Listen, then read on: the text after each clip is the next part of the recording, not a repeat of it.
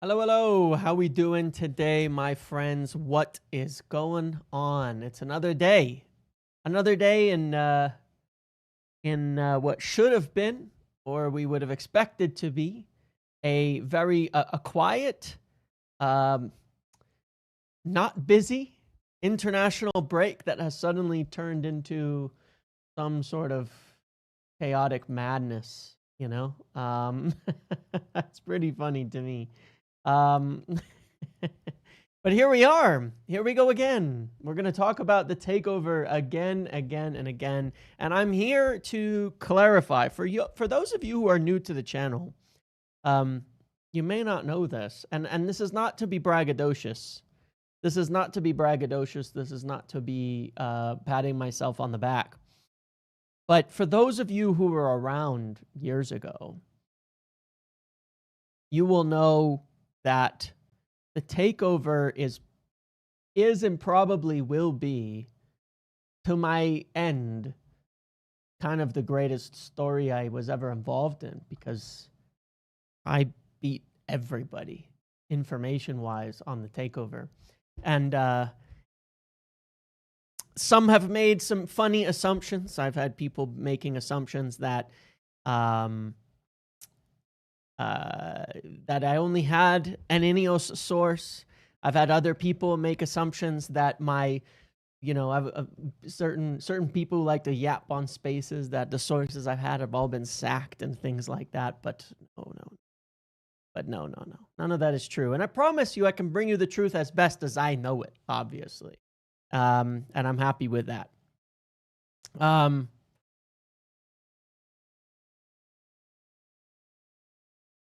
So I have a few things to share about all of this, and a few things to talk about over all of this, and a few pieces of information, I guess, that will help, but also just explanation, because I don't know everything, but there are things to understand. So we've got a full agenda.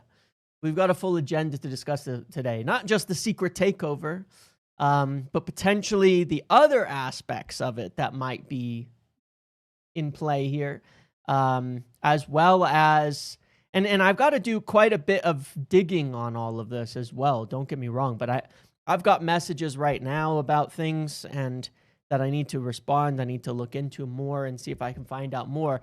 But there might be something of interest to note on all of this. Okay, there might actually be something to note. Like, there might actually be something here. That's what I first want to say. There might actually be something. I'm not going to sit here in front of you right now and tell you that there's nothing potentially going on here. It just may not look exactly like people are assuming, or the initial responses, or the initial way that it's been presented on this subject. Okay, so let's start. The first thing that was claimed is that there's a group that is in talks, advanced talks for the takeover of Manchester United. That isn't true. As of today, that isn't true. Okay. There have been, I mean, as far as I know, look, as far as I know, but I'm fairly trusting of the types of sources and people on this, as well as the club itself denying them at this point in time. It's not true that it's like advanced talks to a sale. First of all, it's not. If you take the report that has come out on that front, I looked into it simply because of the person saying it, that it's worth noting that there may be connections, of course, to wealthy individuals, to players, to people in the sporting world, and all of that. But I need also remind you that generally in this subject, there are business reporters to look to a little bit more than your typical transfer and football journalists and things like that, if there's to be any truth to all of this. But I thought it was worth looking into, instantly, because of the nature of who was saying it. This individual, obviously, the Saudi individual, Turkey, who runs like all the boxing and all of that, is of course extremely well connected to so many people in sports and football. He is well connected. That being said,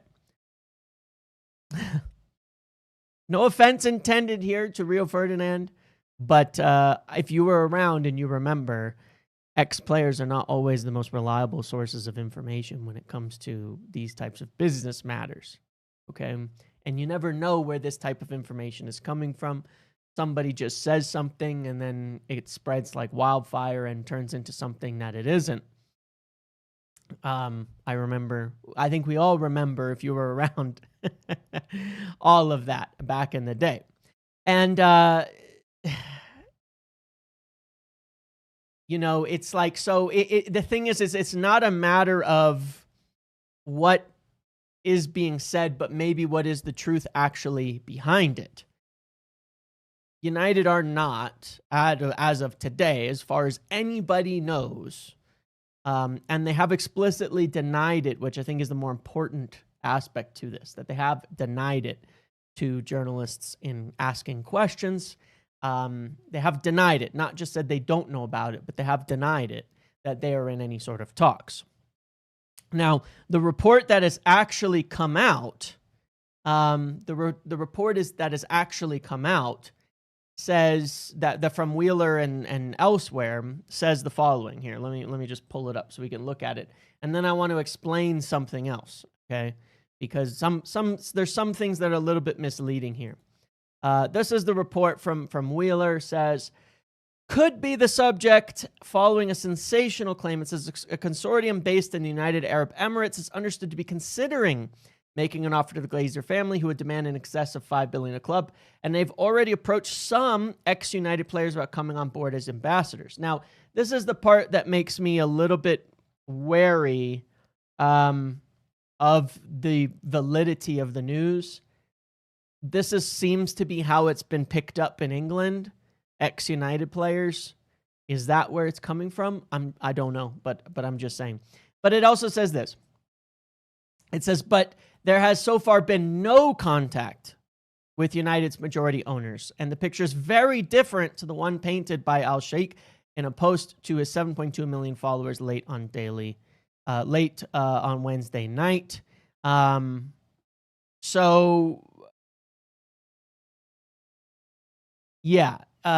It's not true, even based on this report. It says, in fact, the consortium's plans are still at an early stage with no guarantee it will develop into a formal bid. It's understood the group is UAE-based. The key figures are not from Saudi or neighboring Qatar. Yada, yada, all of that. So anyway, point being, there hasn't actually been any sort of talk as of yet with about a takeover, about this turning into an actual purchase or anything like that. I understand what is being said, but in terms of the reports, there's nothing at the moment to indicate that there have been talks directly with the Glazers, on a takeover at this point in time, and I don't think that there have been. That being said, I'm curious to see where this goes, because I do believe, so during the takeover at one point, there were rumors that actually had a little bit of legs. It didn't turn into anything, which is why I think it's important people don't get ahead of themselves. There was some truth that there was a group of individuals in Dubai or somewhere around there that were tied to David Beckham that were maybe thinking about buying the club. But it never actually turned into anything. It didn't develop any further. It didn't go anywhere any further. It didn't become anything in that respect, okay? So part of me wonders a few things. Part of me wonders, I think it's exaggerating. I don't necessarily even think he's exaggerating. It's more a matter of you have to understand, how does talk go? How do things spread? How does wildfire, these things can be built up into a froth of wildfire, right? I can say that One, Ineos don't have any knowledge of any attempt for the Glazers to sell shares at this point in time. And that's important because I want to point something out that's in the purchase agreement, because people are talking about drag along rights, which I want to explain, but there's more than that as well. They're not aware of anything. The club have denied everything directly. So it's probably not anywhere near what is being claimed, okay? Realistically. The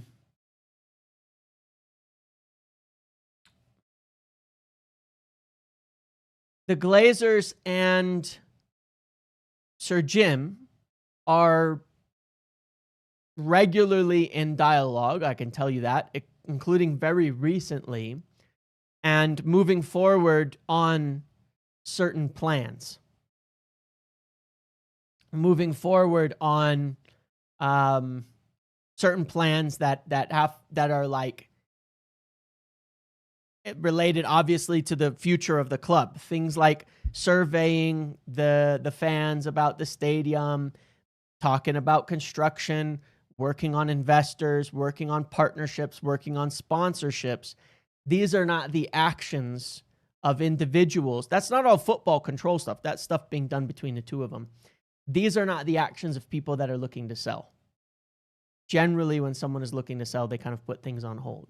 So I do firmly believe, from everything that I can see, that it is being drastically overstated. Now, the question is potentially why, and could it develop into something further? I'm a little bit suspicious. A lot of people are looking at it one way, but it could be the other way. Okay. What if, more likely, the original answer that I got when I was asking questions about this is that somebody wants their name out there. We've seen it before. Somebody wants to start getting a little bit of noise out there to stir the pot a little bit for some reason or another. Okay. Maybe they want to buy the Glazers. Maybe they want to send a signal to the Glazers to say, hey, we've got a group here that will come buy you out. Maybe that's the case, in which case this could develop further. Or maybe it's a signal to Sir Jim and Ineos to say, by the way, we've got a group here. Maybe we partner up and take over this club fully. It could easily be either way, quite frankly. This popping out of somewhere is strange. It creates potential uncertainty again and more press for Amorim to deal with. The timing is strange. Why now? Yeah, I mean, I agree on that front. The timing is very strange. It's the international break. I believe personally that everything we can read into at this point is saying that it's somebody wants to get their name out there. The question is why? And what is the end game for it? Or is it simply sending a signal that somebody wants to come out and get into English football? And you bring up United because it gets the most attention, it gets the most press, it gets the most everything, and then someone goes and buys a different club. That's also possible. These are all theories because the reality is there's nothing there yet. So we can only theorize in terms of why the news has come out. Okay? Maybe it's all bullshit.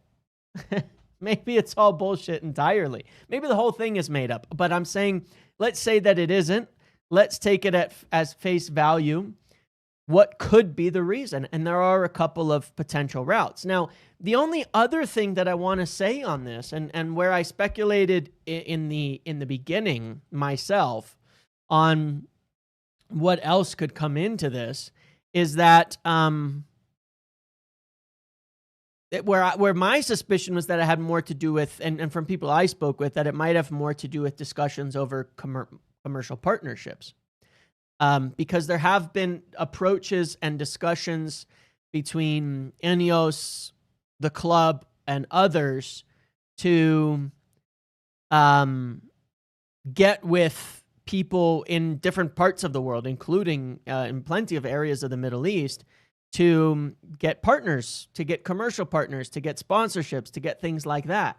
But also because you have the whole stadium aspect. You have the whole downtown, no, not downtown, but Manchester real estate aspect of it. You have all of that, right? Like you have all of those things put together where maybe they're looking for people to come in and say, hey, we want you to invest in this project, to come in with us, to help us fund the stadium, or to buy some land, build hotels and build houses and build apartments and build all sorts of things in there. And as part of that, you might be helping us fund the stadium. There's been talks and approaches and exploration of this type around the world for some time. So maybe it's something to do with that. Maybe that in part of that, they also get a share of the club itself and come in as another partner. There's a lot of things. That could be going on here, but we can only at the moment speculate simply because there's not. We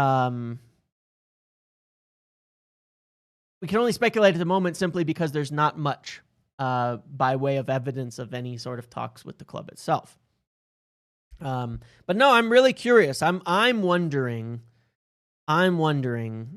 if it's a signal to say, hey, we're here if somebody wants to partner up with us. I'm not anti-foreign ownership, quite the opposite, actually. Nor was I pro Sir Jim. I just reported the facts. It's sort of a funny thing when it first came up. I remember there was like 6 or 7 different groups being named in the beginning, and some people with ill intent easily, strongly misrepresented my views on things on purpose at the time, which is what it is, right? My preference was there was like 3 other groups that I was preferred before Ineos.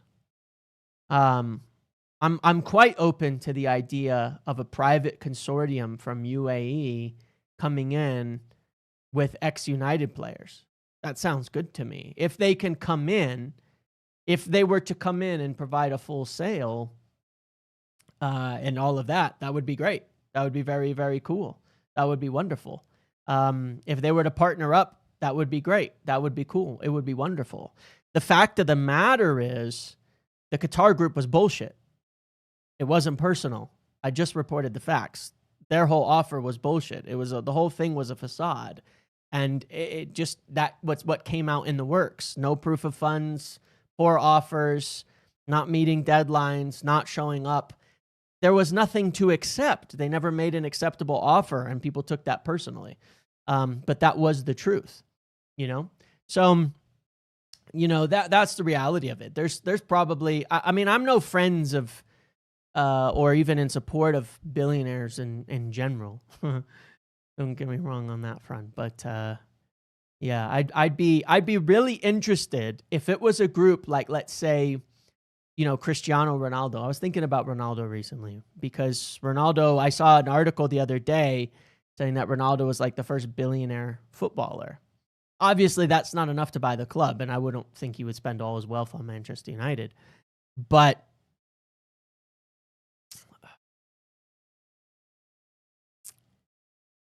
perhaps he could come with, maybe he would be interested coming towards the end of his career in forming a group with some others to come in and buy the club. Some very wealthy individuals. Obviously, he would have connections out over there too. So I would be interested in seeing all of that as well. So yeah, I'm curious to see if this turns into anything else. One of the things that is being misconstrued here, and part of the reason why it matters, for example, that that, Ineos, Sir Jim, et cetera, wouldn't be aware of anything at the moment is this. And I'm sorry, you're not going to be able to read this, but while a lot has been made out of drag-along rights, which is to say that if the Glazers accept an offer from somebody else, they can force Sir Jim to sell his shares at the same price. That is totally true. However, there is a different clause that is not being talked about as well, and that is the right of first offer.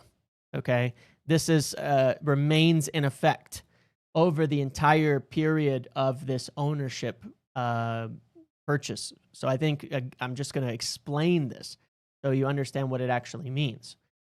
What this right of first offer means is that if the sellers, the Glazers, can sell their share, they have to give Sir Jim the first chance to buy those shares before they are sold to someone else. This is the right of first offer. The reason, Samix, I say that is because they never provided proof of funding. An offer can't be real without proof of funds. That's what's in the SEC filings. That's how I've heard it. So in that respect, the whole thing's a bit like Fugazi. If you can't provide the proof of funding, then there's no offer on the table. I mean, even when you go to buy a house and you put an offer in, you have to provide proof that you have the financial backing. Generally, that means, letters of funding, earnest money, all sorts of things, and that's for a very small purchase. That was always a problem in from where I saw that the whole thing felt very off to me. From all the information that I had, is just that it was, and the other aspect of it is that the last offer that was made was illegal. It wouldn't have been legally acceptable. So if you can't make a valid offer and can't provide proof of funding, then to me, it was not a real offer. Regardless, what it says is right of first offer, which means the purchaser gets the first opportunity to make the offer. What has to happen is that the first thing that has to happen is that the seller, the Glazers, would have to file a transfer notice or send a transfer notice, which would be a notification to Sir Jim, and I think filed with the SEC, that the club, that they are willing and wanting to sell shares. That would be the first thing that would have to happen. The second thing is, over the next 15 days, the purchaser, Sir Jim, would have the right to decide if they want to buy the shares or if they don't want to buy them. And then they have to file a notice or file a waiver saying, I'm passing on the opportunity to make an offer. If there is no response within 15 days, then effectively they are saying that they are not making that purchase. So that all has to happen before anyone else can even buy the club or do anything like that. Is there still the problem with the Class A holders Correct. having to get the same offer, or was that only during the original purchase? Still a problem. Still a problem. Still a problem. Still a problem.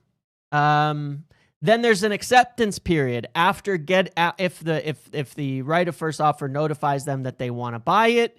The seller then has 15 days to accept the offer or reject it.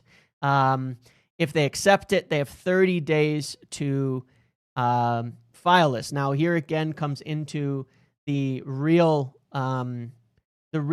of an offer: a financing commitment, proof of funds, or a credit letter, and a guarantee showing they can pay the full amount. Okay, so again, any real offer or real deal to happen includes financing commitments as well as guarantees. That's why I talk about the Qatar offer the way that I do. It didn't have that.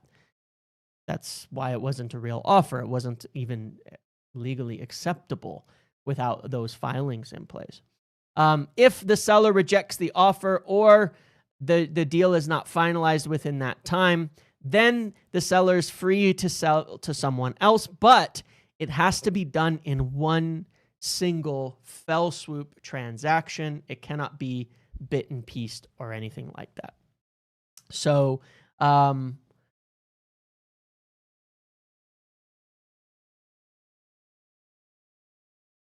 Then there's also something called a last look, which is if it's sold in a different way that they would get the rights to go back to it. So there are protections in place for the club to be sold out from under, where even if the Glazers were soliciting offers, they would have to notify Sir Jim, or they would be in violation of their own contract with him, just for what it's worth.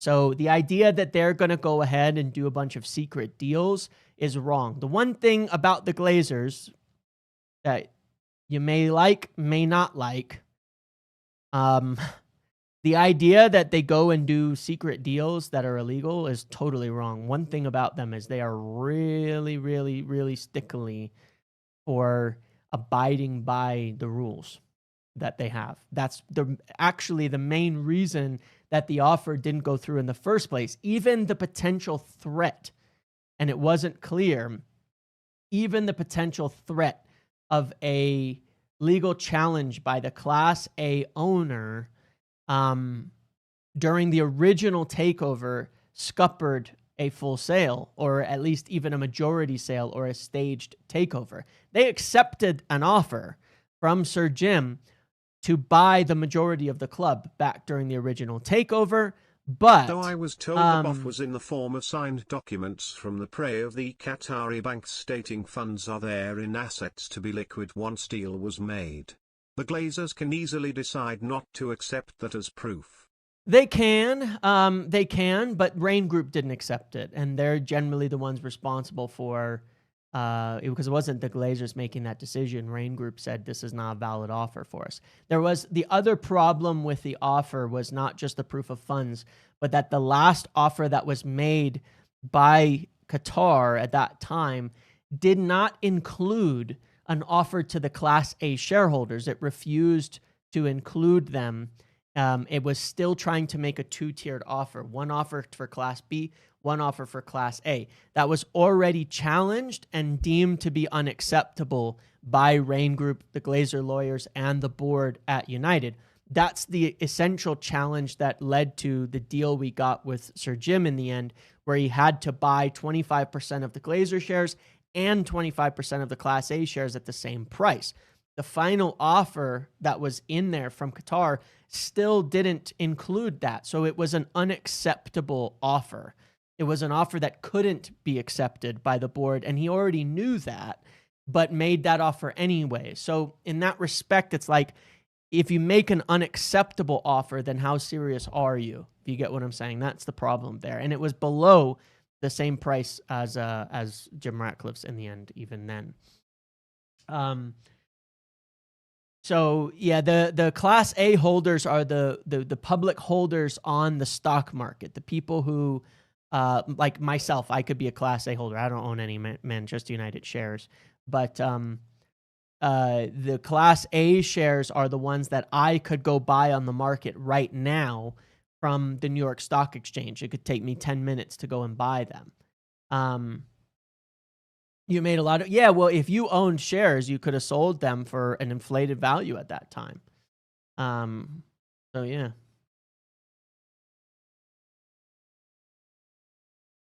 But that's the complication on the matter. You're a Class A holder. Well, there you go. So you're entitled to the same price that the Glazers get for their shares. So presently, Manchester United is trading at, let's see. Presently, Manchester United trading at $15.72. If the purchase is done at $33, they have to pay you $33 for your share also. That was the legal challenge that was presented, and that was the agreement. So there was no other offer. Sir Jim made an offer that was accepted by the Glazers to buy the club. Because at the time, he was trying to just buy the Glazer shares, not all the public shares on the stock exchange, because they're worthless. They have 1/10 of voting rights. That's the problem with this double thing. The Glazers agreed to sell that to them. And then it reached the board, and they looked into it and found this legal challenge, and that delayed the sale for 4 months. And it's how we ended up with this minority problem. So this double class share problem is a disaster. Honestly, it really screwed us on all of this. Unfortunately, it did, because we would have had a full sale otherwise.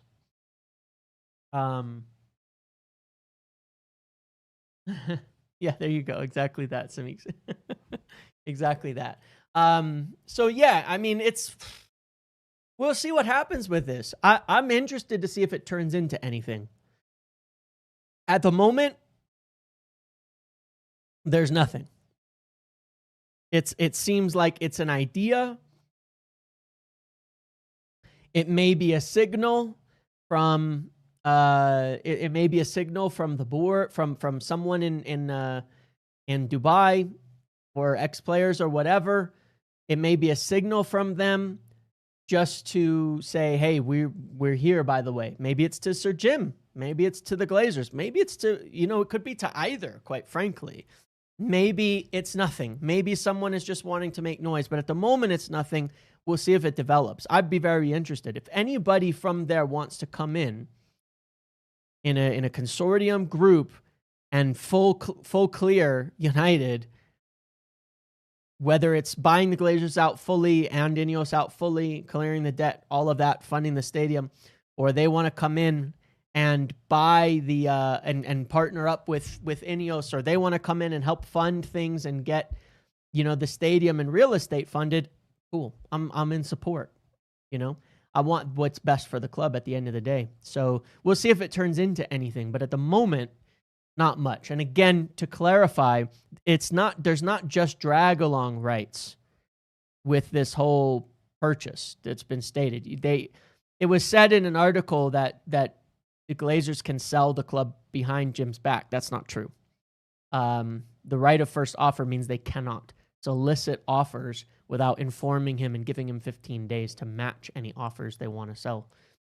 So they cannot technically sell the club behind his back. That much is not true. There's some protections in there from him, though it is limited in some respect, obviously.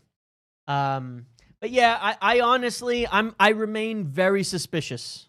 I just from everything that's going on at the moment, if there's something in this, and I would be supportive, and I would hope if there's some way that a group comes in, funds everything, all of that, I'd be supportive. More realistically, I'm still looking to maybe someone comes in as an additional investor or partner or commercial deal that has something to do with the stadium. I've been talking about that for a long time. More realistically, those are the types of things that have been in the works between Ineos and Sir Jim and all of that.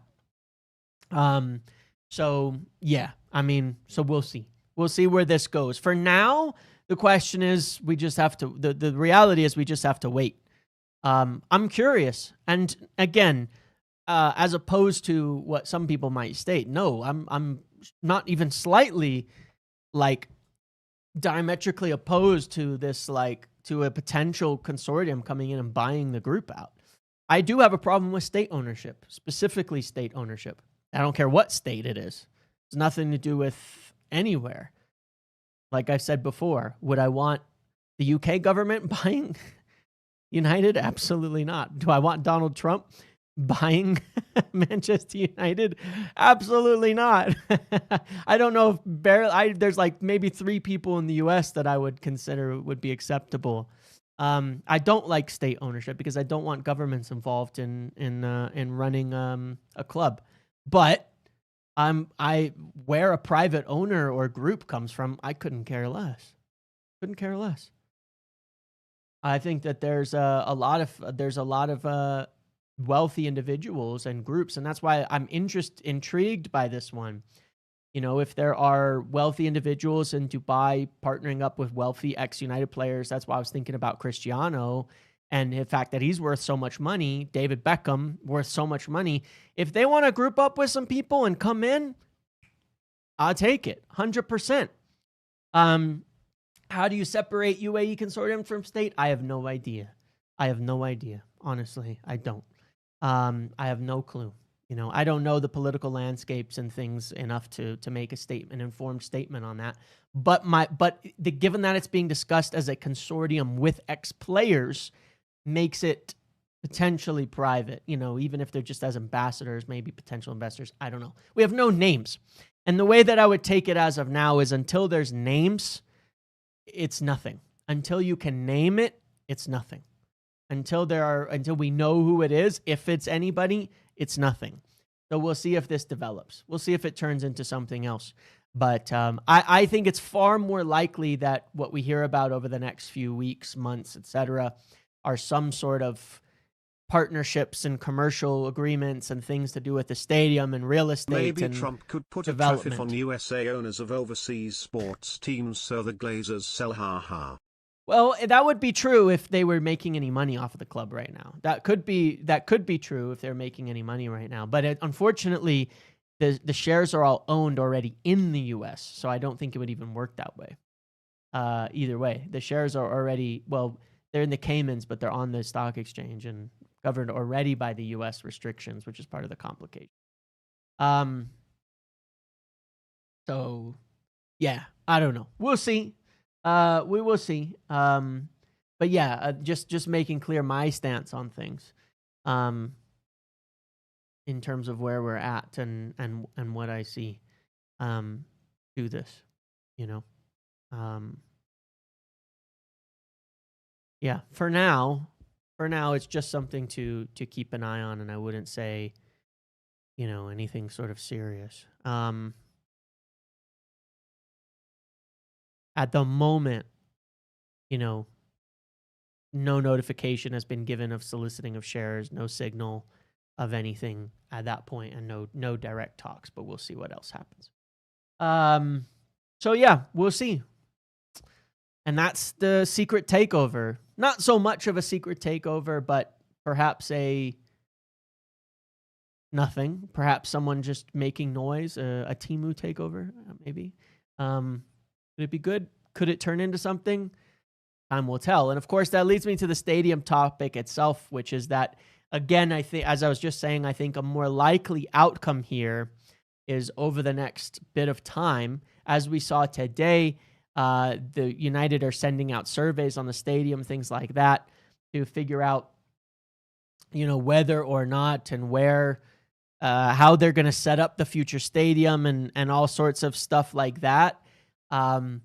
Leads me more down the road of we're still on the owner's front at the top level. They're working towards figuring out how to set this stadium up. I mean, I know for a fact they are, at the very least. I know for a fact that they've held meetings very recently about it. I know for a fact that they've engaged in and discussed with different construction, architectural companies and things like that as well. Together, jointly, Sir Jim and the Glazers. So I know at the moment they're working towards that. You know what I mean? So we'll see if that's. I think it's more likely we end up heading in that kind of direction. I wanted to address one point. I spoke about this with the guys on the Trafford talk just a little bit ago, about Sir Jim's comments with the youth. People really took that shit out of context. I did originally too, because someone asked me yesterday about the commentary about the academy and things making money and all of that. And I answered it a certain way, and then I actually read what Sir Jim said more. What the hell? Like, this is where I find it really disingenuous, a lot of the stuff that comes out, and I come out like a constant Sir Jim defender, is because 9 times out of 10, people are just taking shit he said out of context. He specifically stated in his interview that he wanted to see more players come from the academy into the first team, that they wanted to develop more players into the first team, that they wanted to produce more talents like Rashford and Cobby coming into the first team. Part of the statement about it being financially beneficial is the idea that, yeah, if you can get more talents into the first team, then that is going to, that saves you money too. And of course it does. if you don't have to buy 25 players, then great. That's awesome. You know, that helps. That's only going to make life easier for you. I live in the Cayman Islands and work for the law firm that worked on the Ineos purchase. Maybe I can get some info. Love it. Feel free to reach out to me, email, Twitter, wherever. If you do hear anything, I'm always open to more discussion or hearing anything interestingly. But yeah, I mean, it is really funny when he's doing an article about like, or doing a piece about the, that includes talking about journalists taking things out and going crazy. And then what do? They go take his quotes out of context. I mean, I listen to Talk of the Devils, and even Andy Mitten is pretty agreeable with most of what Sir Jim is talking about there. There was nothing wrong with his interview, but especially the youth thing. The aggregation on that was horrific. But part of the problem is that a lot of it just wasn't published even correctly to be aggregated. He specifically talked about wanting to have more youth talents and more players coming through and get a lot more success at the youth levels and produce more Cobbies and more Rashfords and more people like that. So that's what we need, that is what we need. Yeah. And if it saves money, fucking A, let's take it if it saves money. Let me poll something here before we move on from this ownership topic, because you guys are being a little crazy and I'm curious. Let me write this poll.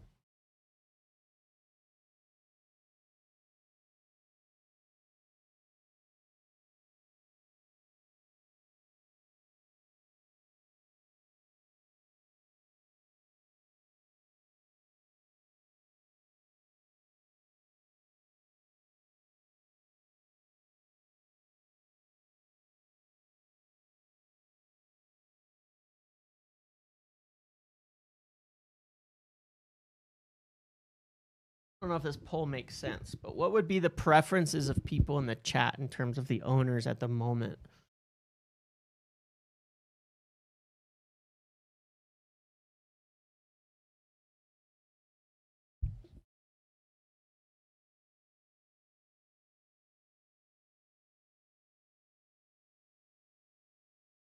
Well, it's not all about saving money, though, Roger. But the fact is that what Sir Jim is saying there from an owner's perspective is true. Look at the discussion we're just having. That's the irony of it. People were yesterday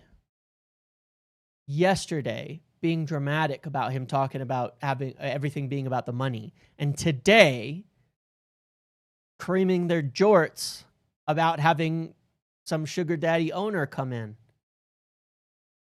It's a bit hypocritical, isn't it? Because what Sir Jim says is true. The clubs that have the ability to spend the most money in the market are the ones that are most successful. Fact. PSG have outspent everyone, and now they're winning in the Champions League. It's no accident. The clubs that can spend the most money on players are the most successful. But I do find all of it ironic because yesterday people were pearl clutching about this, and today begging for rich new owners to come in. Excuse me? It's the same shit. You're talking about money. You're talking about who's going to give us the most money. So, we can spare the outrage on all of that. That's why I thought of this topic again, just to come back to this after discussing this youth thing.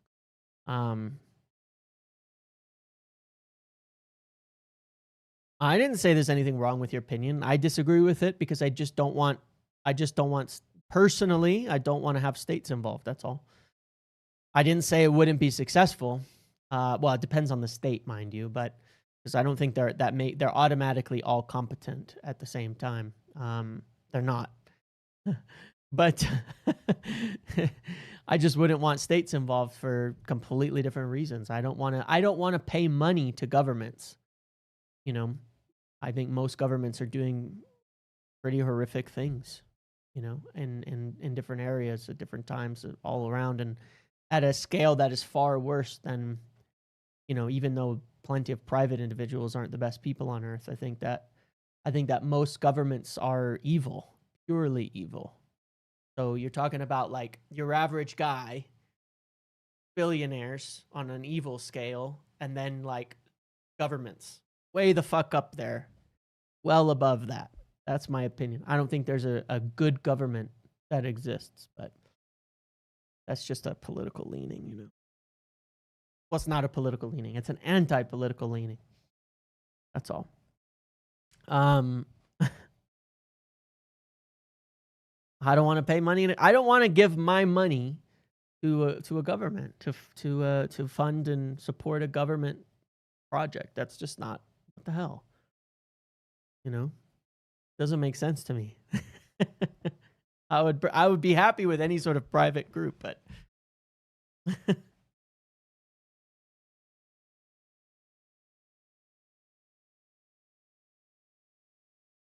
if someone disagrees with that, that's great. Governments aren't inherently bad. They are. I disagree. I think governments are inherently bad. That's where you and I disagree. I think governments are inherently bad. I think the way that they are set up and all of that is inherently evil, frankly. Now, the intention of government originally might not be, but look at in history. If you look at the original formation of government, they were all for evil purposes, weren't they? I'm talking before Enlightenment, before the British nobles sat down with King John and made him sign the rights over. Look at government, what it was. Look at government. Look at the feudal systems. They were all set up specifically to rob you and funnel the money and the wealth and the power to somebody else. All governments were set up to consolidate power in the hands of a few and take it from the many. The basis of government is evil.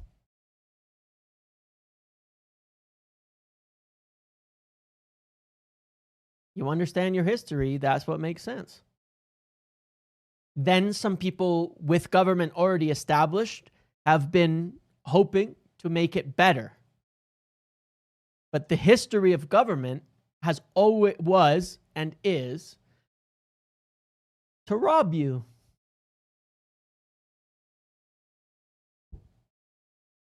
It wasn't to protect you.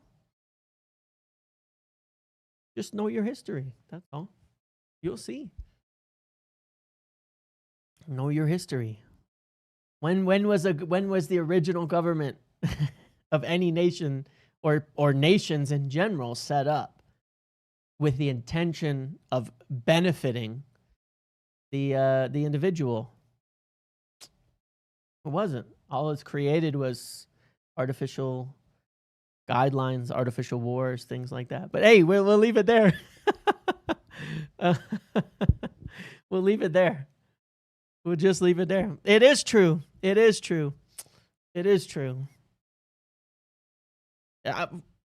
All governments were monarchies. They've been converted from monarchies. It's been the reduction of power from monarchies, but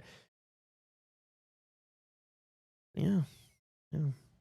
It's mostly just been making sides. I mean, it's just mostly been making sides at the end of the day. You go way, way back. It's mostly been making sides, but we'll move on. We will move on from it. Just joined the stream. The takeover was when I first heard of you, and man, I used to hate the Ineos agenda you had because I wanted Qatar so bad, but in the end you were right and I become a fan after. Rolling I appreciate on the floor that. laughing emoji. Thank you, Fred. At the end of the day, all the news that I shared on that was not agenda based. It was just the truth. I think it's the opposite of naive, actually. That's the funny part. I think I just have a different perspective on what people are actually like underneath. and how people have treated each other over the course of history. You know? I have no idea how we got here, but this is what happens. This is why Takeover talk is so fun, because it turns into so much philosophy. All right, so this is the vote that we were on. I'll get back to the topic at hand. I get distracted. Next.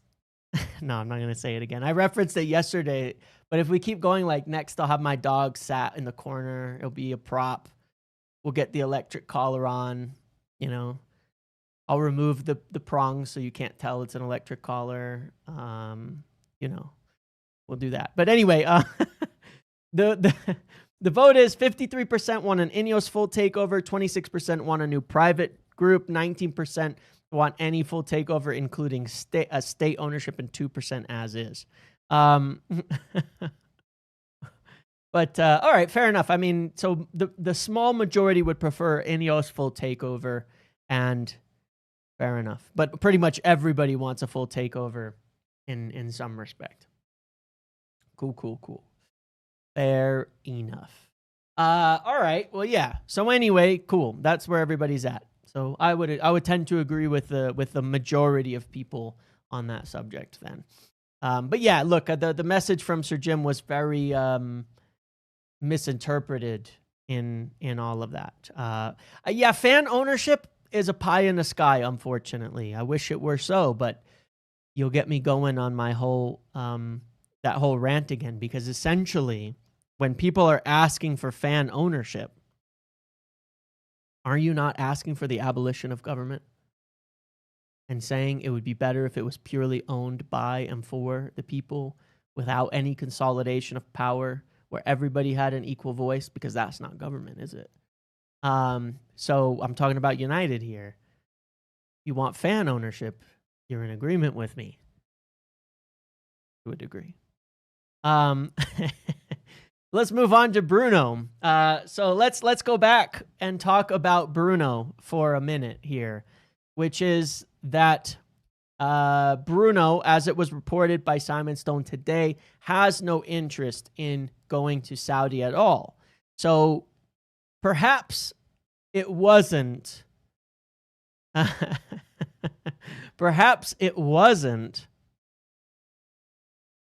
Amram convincing him that got him to stay. Okay. Perhaps it wasn't Ruben Amram that got him to stay.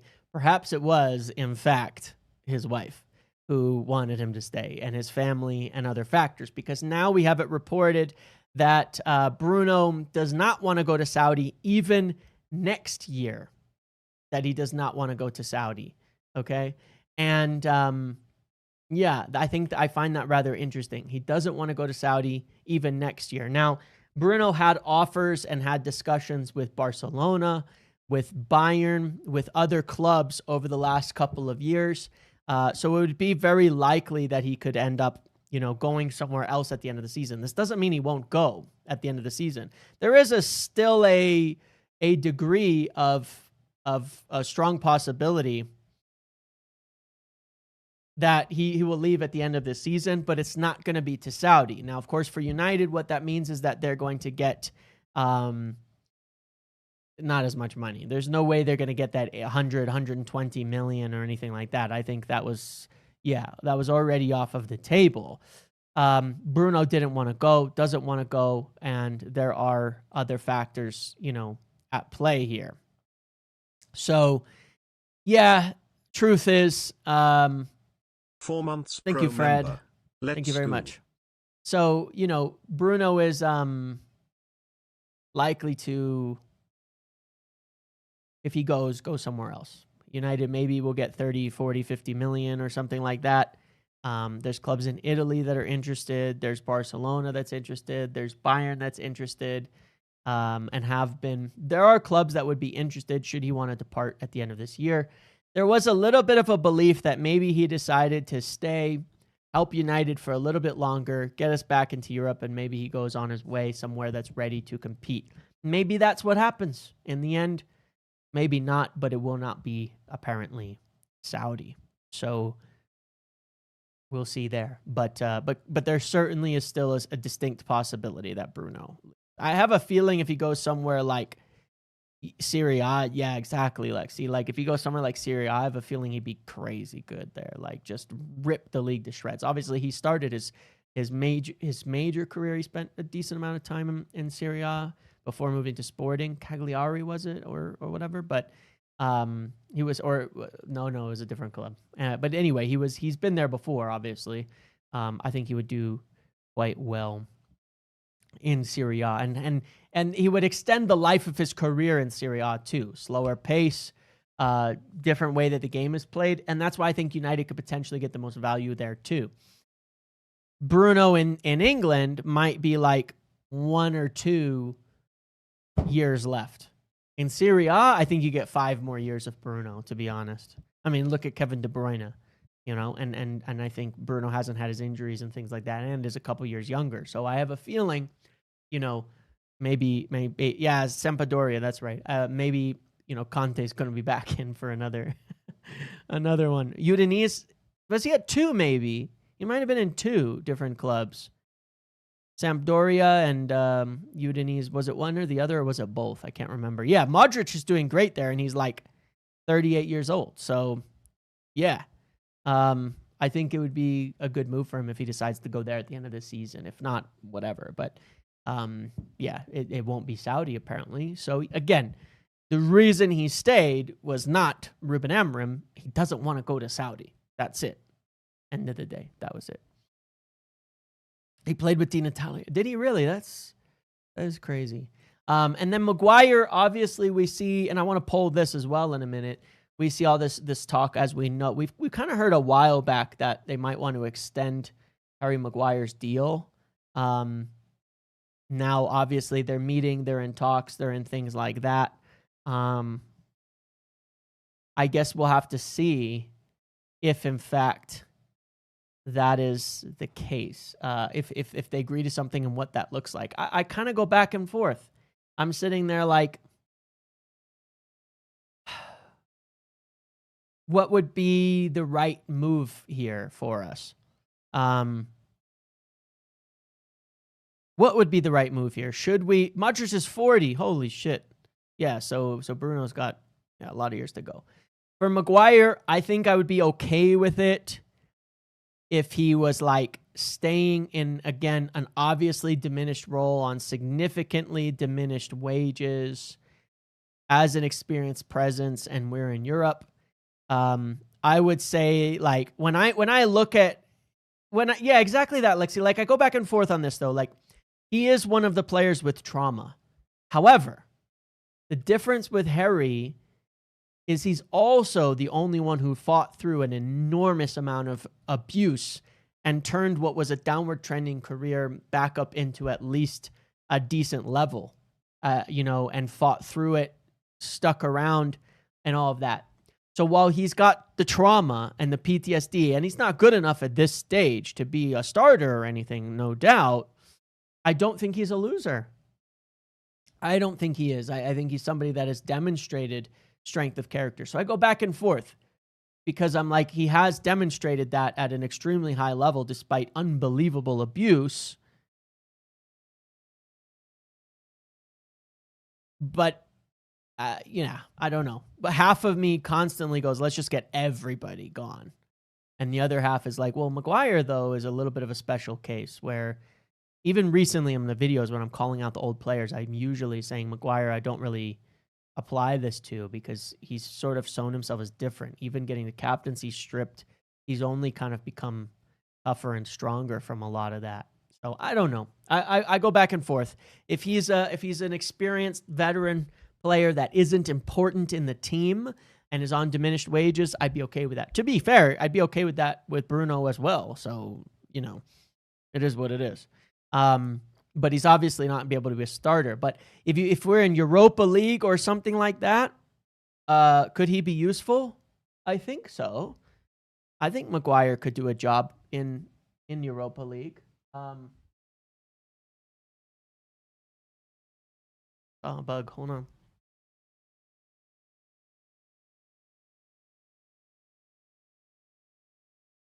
I think Maguire could do a job in Europa League. It's a little bit of a slower league and all of that. I mean, he played well in Europa last season. So if we end up back in Europe,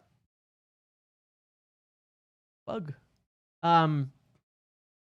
we end up back in Europe, he could be effective in that role. But I don't know. I could see it both ways. Let's poll it. I'm curious what the chat thinks. I do think he will get a new deal on diminished wages. I do think he will, whether we want him to or not. But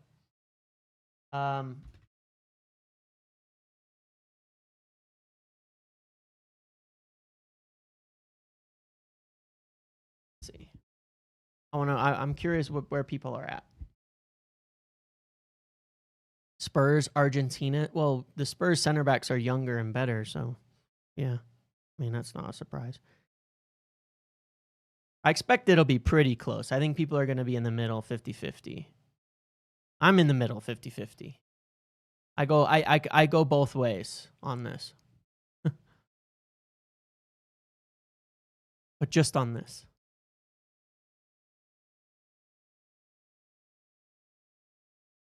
I also would be saying I as long as it doesn't limit us from buying center backs, then cool. Then that helps too. Like, it shouldn't be a replacement for someone we buy.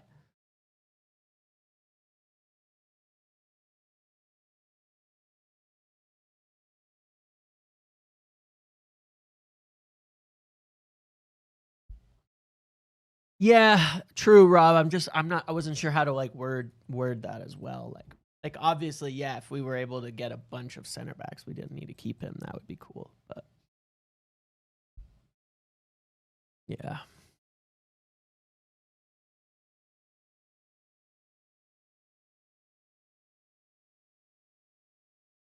Keeping Maguire stops young CB progress, but who? We've got no good center backs right now coming through. As I don't think we have any good center backs on the verge. Speaking of youth, besides like Heaven, who's already in there, we haven't really seen like anyone ready. Fredrickson, he's not gonna. I've seen enough personally. I don't know of young, like that's an area we probably need to invest more in at the youth level. Maybe at the under 18 summer, starting to like gear up. But Evan is a left-sided player. He's not going to be in the same position anyway. I don't know of like any youth center backs that are like on the verge. You know what I mean? That would be held back by Maguire staying here. Yeah, so there's some in there, but I think they're a long ways away. Yeah, so it's 57% let go, 40. Yeah, fair enough. I go back and forth, so I can hear that. I can hear it in both directions there for sure, no doubt about it. We have to see what happens with Lissandro when he's coming back. Again, you've seen like with Rodri post ACL. We'll see. I'm not going to load the pressure up or the expectations personally on Lissandro to come back and kick on fully.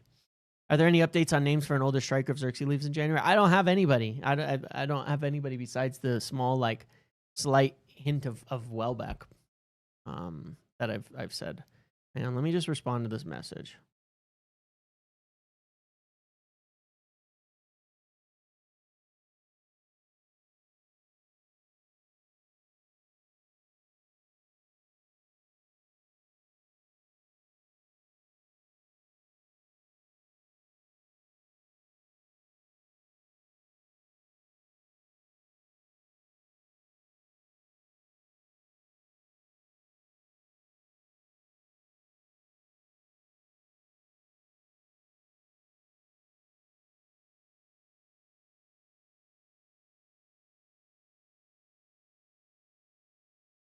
Is Harry part of the future, the last of the relics? I don't know.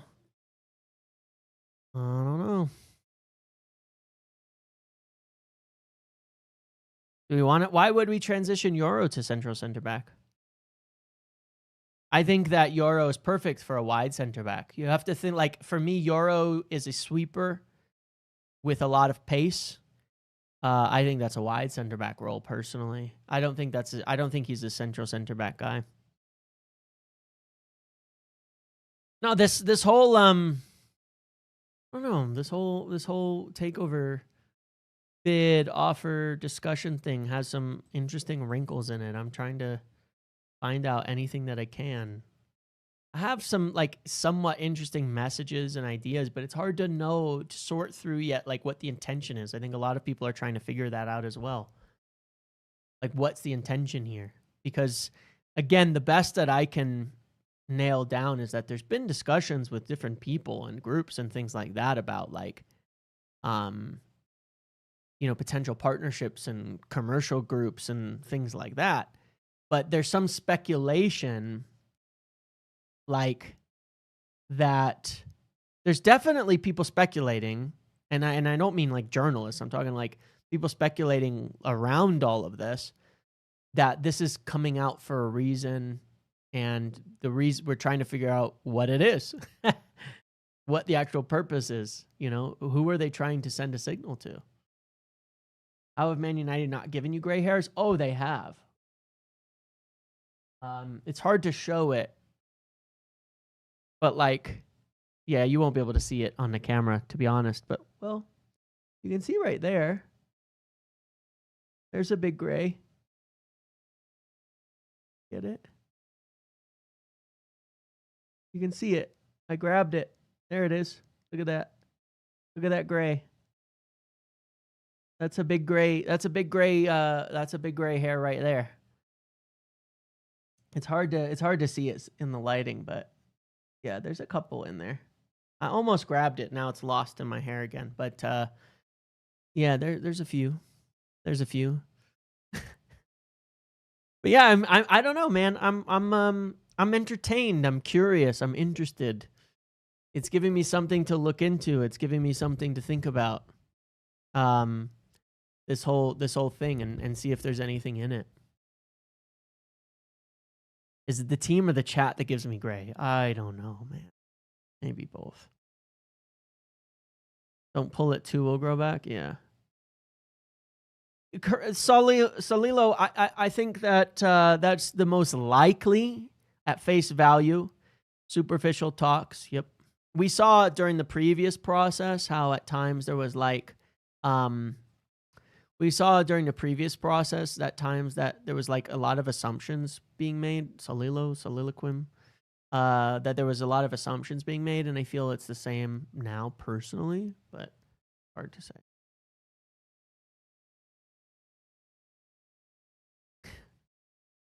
Hard to say. But I will recommend to head into the Patreon, because when I have things, I share them there first. And if we are back in this area, then there might be a lot to talk about. Yeah, well, next week I'm gonna be gone for a bit. I'm gonna do some videos. But Tuesday onwards, I'll be gone. I'll be traveling Tuesday through Friday. Saturday will be normal. I'll be back. Tuesday through Friday, I'll be gone. I will be doing some videos, but they'll probably be at weird times. Probably not lives, depending. Maybe like early morning my time. So like midday UK, I'll have some videos each day. But yes, a few days off mostly. If there's anything to cover, I might skip a day or two fully if there's nothing to cover. But yeah, next week I'll get a little bit of a break finally. It'll probably be next week, if I don't do a video, it'll be like one of the first days I haven't done a video in like 6-7 months.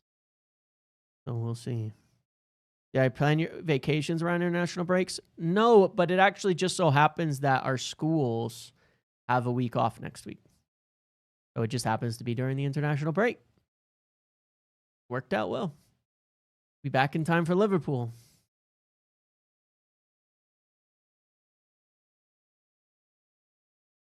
So yeah. But we'll see. We'll see what happens with all this, guys. I'm intrigued. I'm intrigued. I am very, very intrigued by this whole situation. As a reminder, my friends, some people have been getting their merchandise and from the store and telling me that it's great. I'm hearing good things. So as a reminder, you can go and get your merchandise, especially that hoodie right here. Someone just got that first one, the embroidered devil hoodie. Really like it. New logo. They really like it. So yeah, as the cold months come in, the weather's about to turn down here. I'm going to get a few more of these by the time I get back, so I can make sure I'm always wearing something on stream. But the merchandise, I think, is pretty nice, especially the sweaters. And it's not, I like the little devil one because it's not like a big blaring thing. So, you don't have to explain what the hell the Muppeteers are too much. But if you want to, you can as well. Let's see. Anything else I wanted to discuss today? I think that's it. I think I've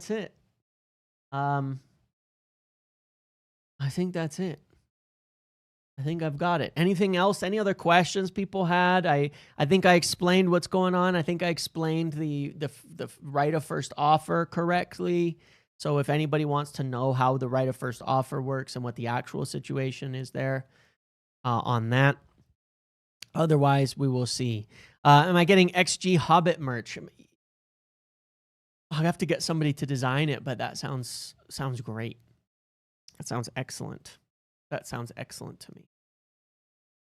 But yeah, let me know if there's any other questions while we're here. And then otherwise, we'll be back tomorrow with something. At least there's something to talk about. I was sitting here like the other day, like it is really dry, really, really dry. But, we all want to talk about it, as evidenced by how many people show up once you have something to get going. So, yeah. Make sure to toss a like on the stream while we're here. It is free. It helps me a lot. It does a hell of a lot for the channel when you guys do so. It means a lot to me as well, which is important. Some hundreds of people here. We could get some more likes and shares. Hang on. This is anything worth mentioning.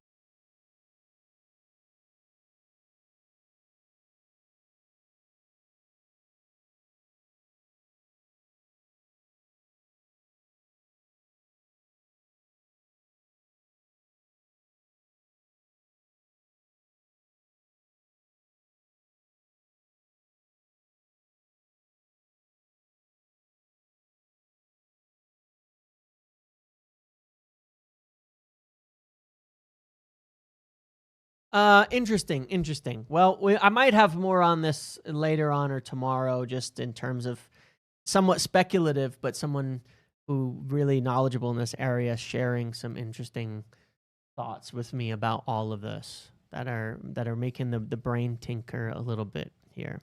Heard anything about not seeing Mentato after all? Yeah, I mean, I think we're trying to get into a settled environment to bring youth in.